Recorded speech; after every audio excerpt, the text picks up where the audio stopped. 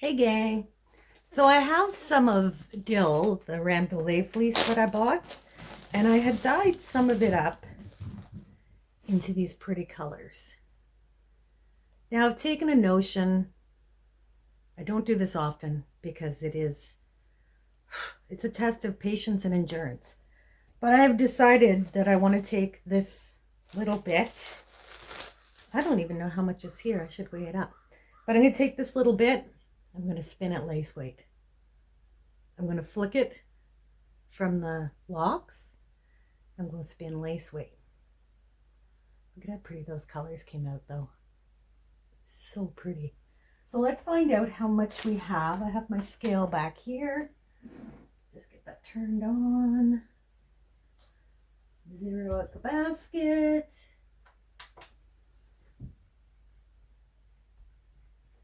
So we have 32 grams. So we're going to see how much of that 32 grams we can spin up lace weight. So I have my flicker here, my little leather pad to protect my skin. I have my fast flyer. I don't have the very fast flyer for my Lendrum because I don't feel I really need it. I might find out differently today.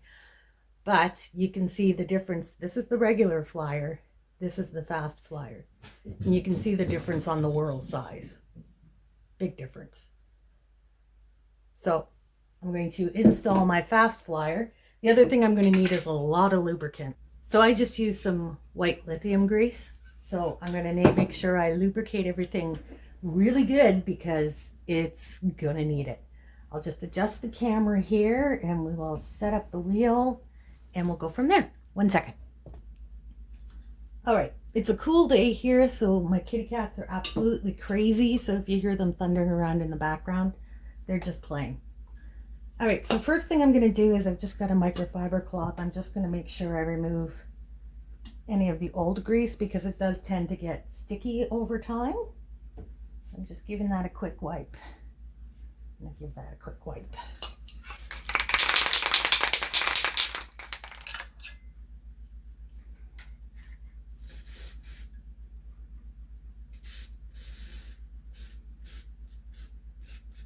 Now, if this is on the wheel, I will usually just pop it out a little bit and spray in here to lubricate, but because it's off the wheel at the moment, I'm just going to coat the outside with a nice layer of white lithium grease. Pop that through, and then I'm going to spritz the end of that, and I'm going to spritz in there. And we'll pop on our bobbin. So as you're popping on the bobbin, it's going to slide the grease all the way down the shaft. Put in place. Make sure you don't get any oil on your brake band. Whatever lubricant you use, do not get it on the brake band. I had that happen before, and what would happen is my wheel would be going fine, and then it would stop taking up the yarn. So I'd crank up the tension, and then it would catch and just yank it out of my hand, and then it would slip again. It took me probably 4 days to discover that I had grease on my brake band, and that's why it was slipping. Just a little FYI. All right, let's get this threaded up.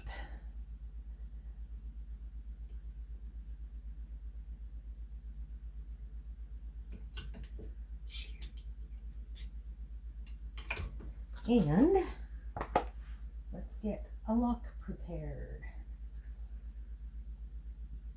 So I just kind of dumped this in the pot. I really didn't take a whole lot of care with it, but just going to grab a lock. It's a really fine fleece, so we're going to need a lot of twist to counteract that spring. So we're just going to tap on it to get it to open up at first, and then once it's open, give it a little bit of a comb. That'll remove any debris and open up those fibers.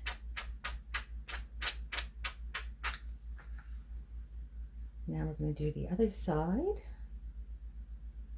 I always put a twist in it and fold it over my finger just to help hold it. So we'll just tap it to open it up at first. Here, let me get this up here so you can see a little better. There we go. So we'll just tap the ends to open them up a bit, and then once they're open, then give it a little bit of a brush just to smooth it all out.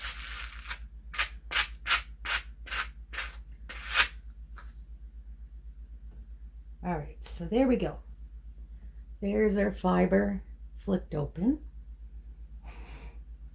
And now we're going to spin it.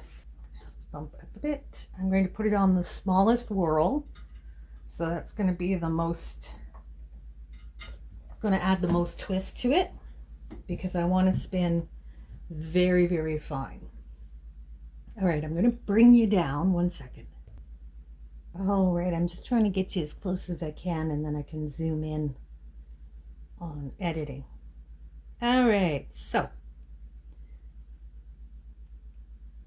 I have lost track of my tips and butts. I'm pretty sure these are my tips, but if you hold it between your fingers and just rub your fingers back and forth, it'll walk to the tip. So if I grab it here and I move my fingers back and forth, it walks to the tip. So if you lose track, you can always do that. All right, now I'm going to draft this out a bit because I want to make a very, very fine lace weight. And it's been years since I've done this, and it does take a long, long time. But I found the worst part was the plying.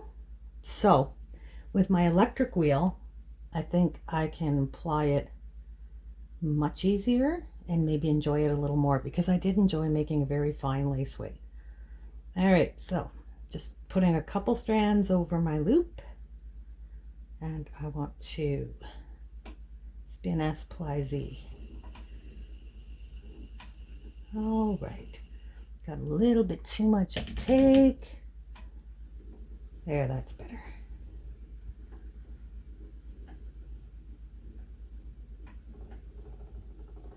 Now when I'm spinning lace weight, I always find it's easier to work across, and then you can just pull out just a couple of hairs, then let the twist in. You may not even be able to see this, it's spinning up so fine. Now, fine wools make excellent lace weight because they're so grippy that they hold together really well. Now, I need to see if I'm adding enough twist. So I'm going to take this invisible thread that just snapped, and I'm going to fold it back on itself, and I'm just going to check the twist. Now you can see, hold on, that there's not really enough twist in that. It's still opening up. So what I'm going to need to do is add more twist. Now this is where if you had a super fast flyer, you could install that. It's got even smaller whirls. But all I have is my fast flyer. All right, now the yarn snapped, so this is the other fun part when you're spinning lace weight, is losing your end. If your yarn snaps while you're spinning, don't suddenly stop treadling. If you just slow down, apparently it will fly out. I don't know, I haven't really tested it, but that's the theory anyways. All right.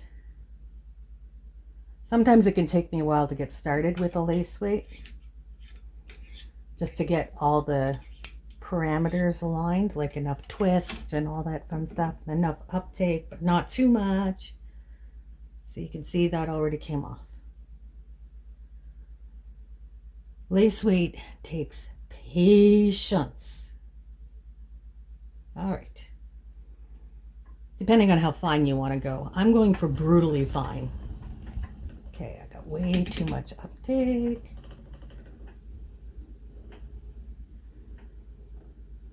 Now I got no uptake, so I need to increase that a bit.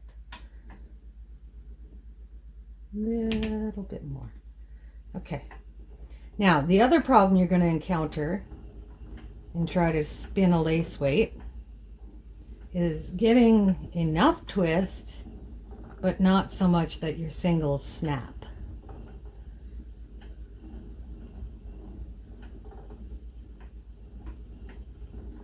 So I don't think I'm going to go for cobweb anymore. I think I'm just going to go for a nice fine lace weight.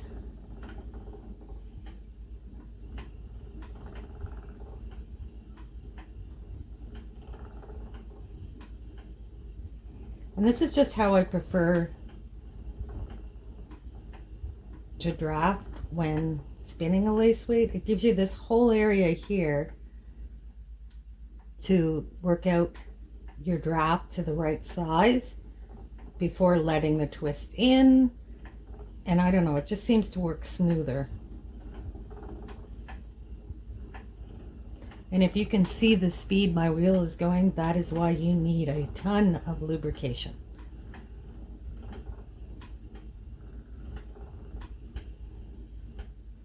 All right, let's see if we're getting enough twist in here now. This time I'm not going to forget. I'm going to release my brake band tension, because even the weight of the bobbin can be enough to snap a fine lace weight single. So you can hardly even tell it's plied. It looks like a single. But that means that the twist is really good because it's winding nicely around itself. And hopefully, yep, it adds to the strength. Now comes the next tricky part, getting it back on the bobbin. So pull the pigtail and untwist from there, because if you try to just do this, you're going to snap your yarn. So grab your ply back sample, hold the end of it and help it untwist, then hand wind it onto your bobbin. It's relatively fragile, so you have to be gentle with it.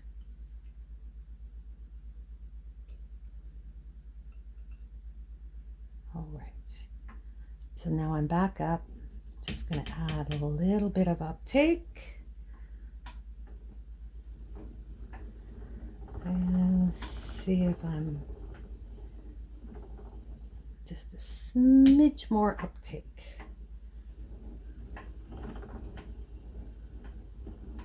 There we go.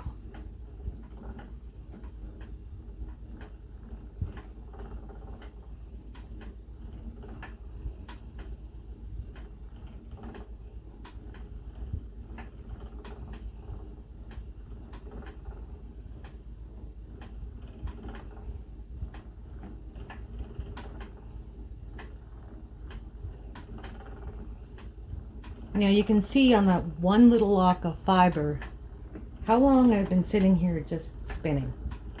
And I'm maybe 3/4 of the way through. So the nice thing, if you have a really fine wool, is you get tons of yardage with a lace weight. Now the hard part is you get tons of yardage with a lace weight.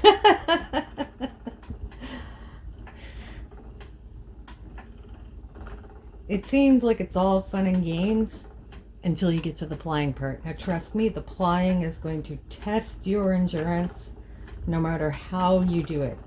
Because in order to add enough twist, you generally have to ply very slowly. And the singles will want to break, and it just becomes aggravating. It does take a lot of patience. But it does make such a lovely yarn, and to be able to let it, like, use a lace weight that you've hand spun, it's like the pinnacle of success.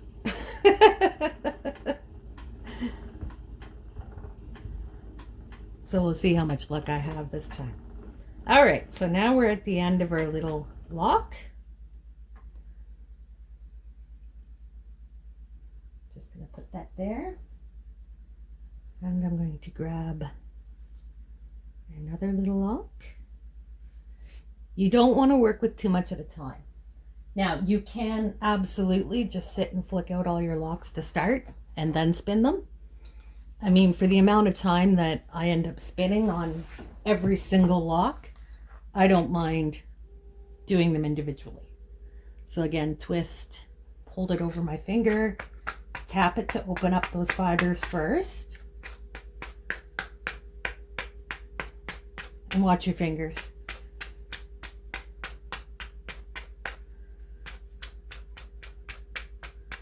Okay, so you can see how it's sort of fluffy and open. Now I'm going to comb it. Because if I do it before that point, I'm just going to rip all the fiber apart. Fine wool is more fragile and it will tear fairly easily.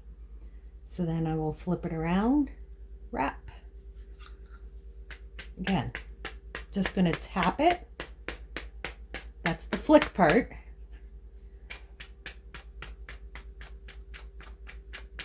And that's just flicking. There's no combing there. I'm just literally like down, up, down, down, up. Just to get that to open up. Now that it's open to that point, I can comb it a little bit. Now this is the cut end, so there are a few little neppies on it. And I'll just comb those out. And there we go. Some gorgeous fluffy fiber ready to spin. And you can see, even being careful, how much of that fiber busts out, right? So I will save that, use it in a bat, use it for felting, whatever. Still usable. It's just not first fibers like these, which is what we're using to spin our lace weight. All right, so let's get going again. Now you want your joins to be strong and smooth. So do the worsted join. I'm just going to draft this out a little bit so I'm not fighting too many fibers. Just get your tips there till they start to catch, and then pull them down and draft. And there you'll have a very smooth, strong join.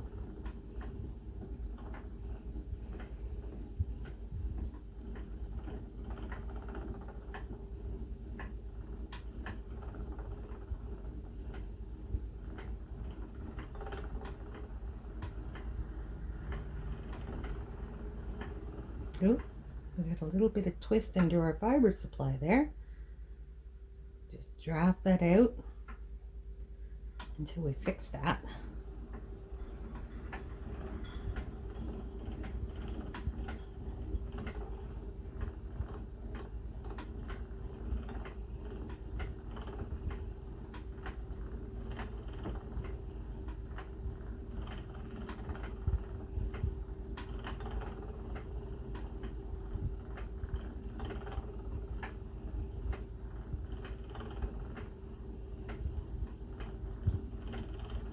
A little thick there.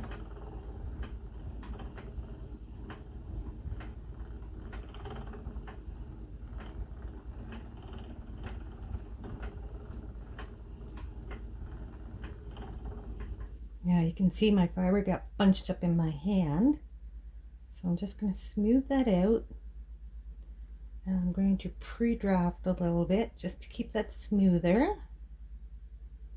because we want a very, very smooth worsted spun singles for a lace weight.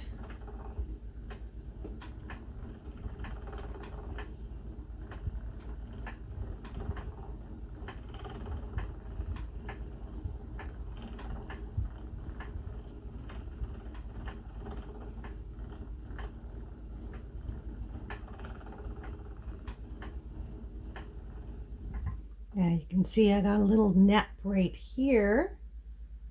I'm going to try to pick that out because it's going to show up really harshly in the lace weight. Oh, and we broke it. All right. We're just going to turn that back a little bit so I can have enough to do this. And we will reattach. So most of the time, if you get one of those little neps, it's literally the little bunch of the end of a lock that's kind of bunched up. So I'm just going to pull that off, and we're going to start fresh.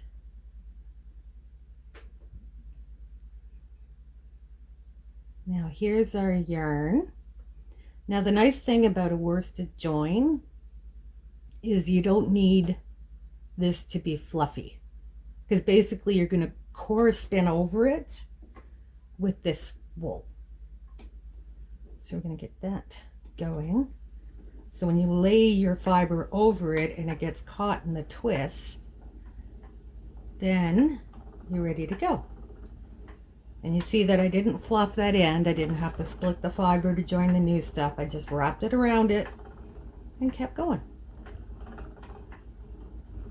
I think I just let my drafting zone get too short and it started grabbing things. There goes Bobo. I think they finally managed to wear themselves out.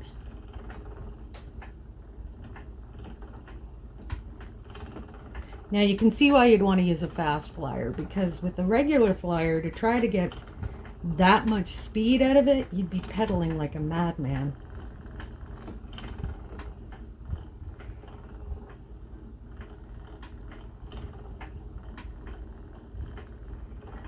Let's see if I can do this.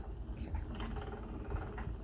Now usually drafting head on, I lose control of the width, like how many fibers are going into the yarn, which is why I generally draft this way. It seems to give me a little more control, but I'm going to try doing it like an adult now.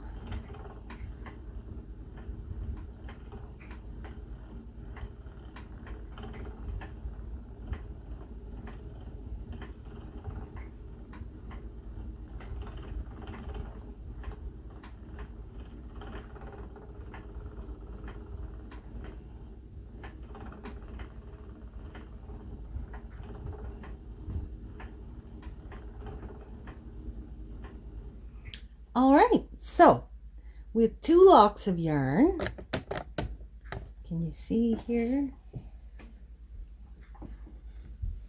I'm just trying to twist it around so you can see a little bit better. This is how much we've got. And I have gotten relatively thick, but this seems to be holding up really well. And it's an easy spin. Most fibers have like a size they want to spin easily. You can force them to do thicker or thinner, but you have to pay more attention.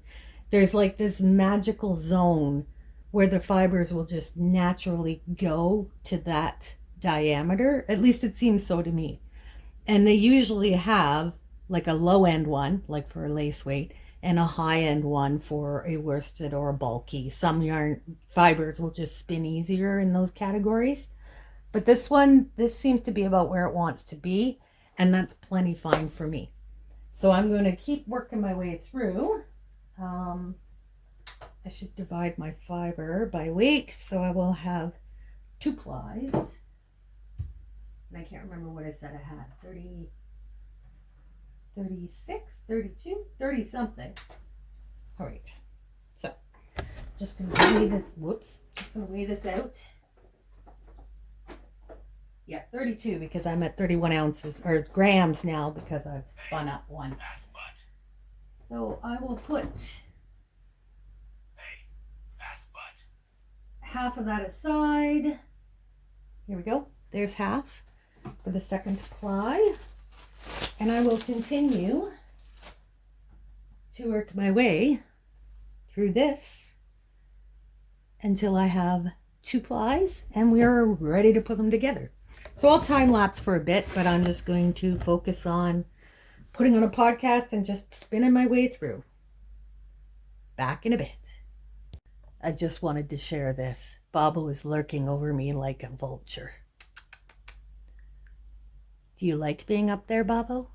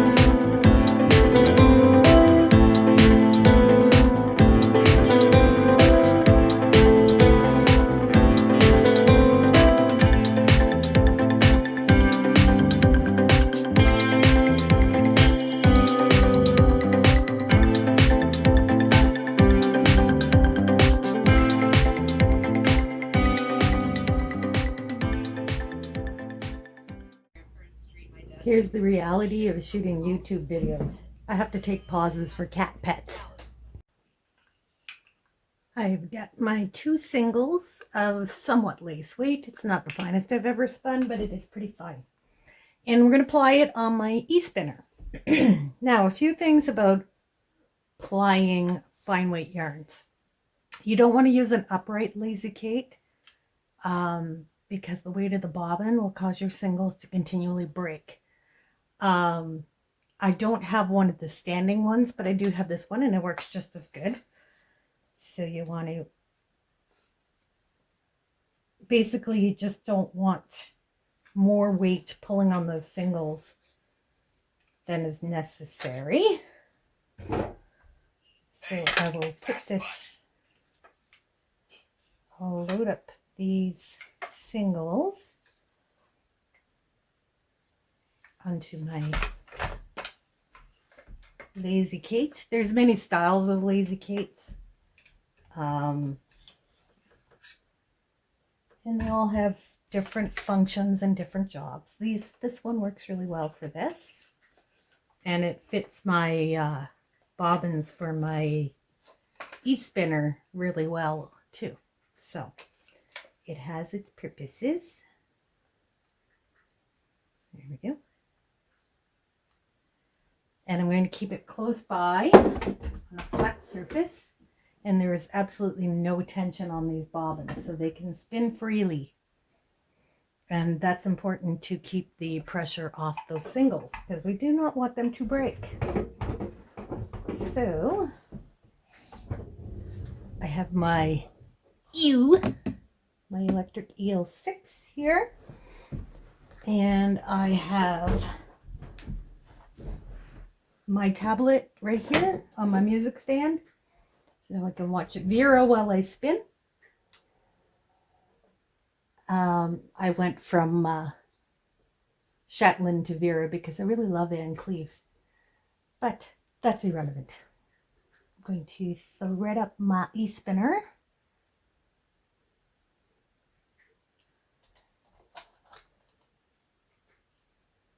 Now, if you've ever plied lace weight, you'll know why I am so excited to have this. It takes a lot of twist for lace weight, and the e-spinner can do it a lot faster than I can.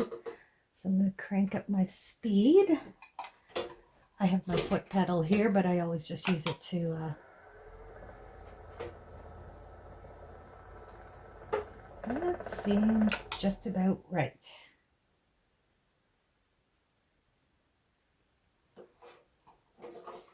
Oh, there's a bobbo sneaking up on us. All right, I'm going to grab my lace.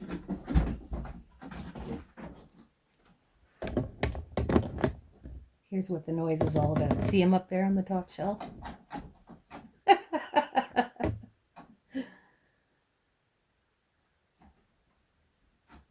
He loves his kitty cat tower. Back to work.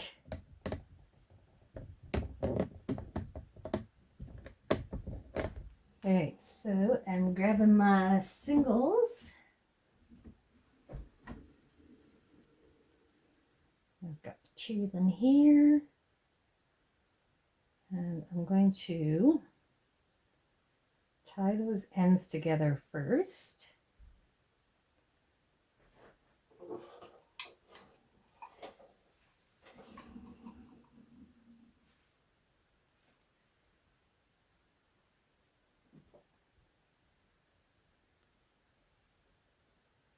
Thread them through my loop.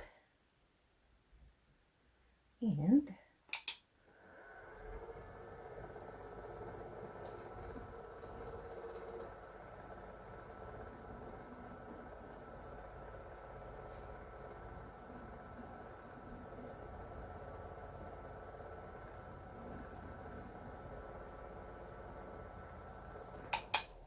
now let's check and see if we have enough twist in that. Oh, that's just about perfect.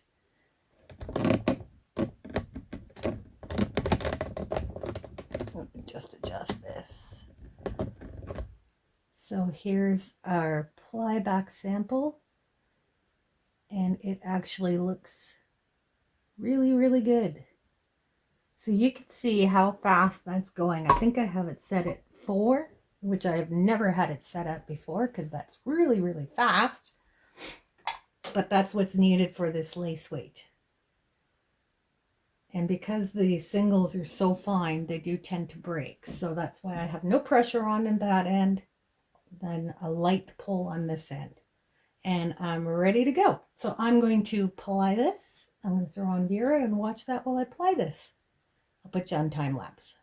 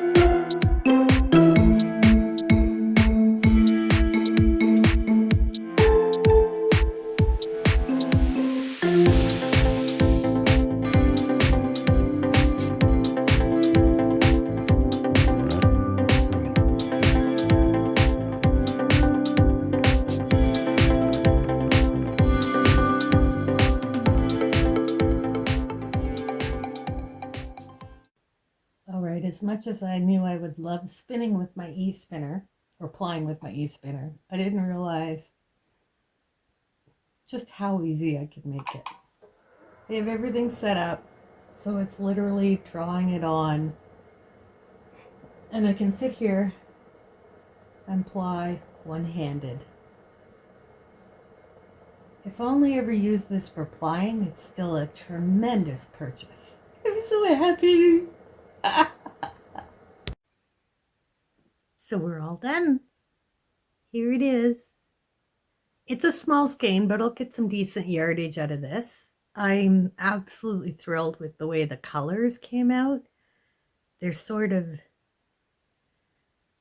just like one patch of the tealy color, and then it just sort of blends into the purple, but it's so pretty. I don't know if it'll show up on camera, but this fiber actually has a bit of a shine to it, and it's so soft. Oh, it's gorgeous. So now I have to decide if I want to go through the painful process of spinning lots and lots and lots of lace weight, because I don't know if I could spin my singles on my electric wheel. I don't know if I could set it up to do that or not. So I'd be wheel spinning a lot of singles. It might be worth it, because look at this. It's absolutely gorgeous. Like, it's just amazing. And the plying was nowhere near the nightmare I've had in the past. Now, we're a bit over twisted, which is what I wanted, to make sure that I was getting enough twist in the plies so that it holds together really well. It's so pretty. I'm very, very happy with this. So now I'll have to decide what I want to make with it. But first I'll need to wash it to even out that twist and get it to relax a bit. So that's it for today, guys. I hope you enjoyed this little adventure we were on, spinning up some of Dill, the Rambouillet. He is gorgeous. I mean, and it's a good thing because the dirty ends on that fleece are a nightmare. Anyways, if you like this, do the stuff down below because I do stuff like this all the time. Thanks for joining me, guys, and I'll see you next time.